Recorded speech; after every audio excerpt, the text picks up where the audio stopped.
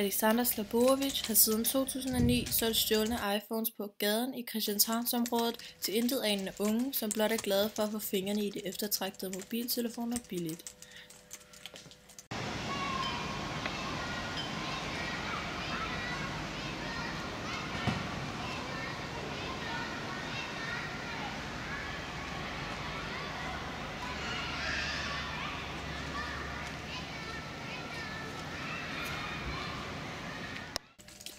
Det er lykkedes på sporet at få opsporet den forbryderiske Alexander Slaborovic og er netop på vej til at konfrontere ham med hans ulovlige handlinger.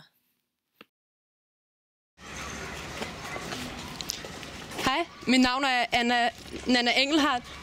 Jeg kommer fra sporet. Er du Alexander Petrovski? Det ved jeg ikke noget om. Vi har nogle meget stærke beviser imod dig, om du stjæler iPhones til unge mennesker. Prøv at høre, du skal ikke blande dig en skid, okay? Bare fuck af. Tag den her. Vi ses der.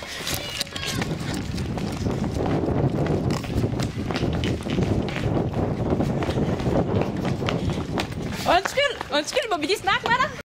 Uheldigvis formåede Alexander Slaborovic at slippe fra på sporet, men han blev et par dage efter optagelserne taget i Kastrup Lufthavn med 10 kilo stjålne iPhones i sin bagage.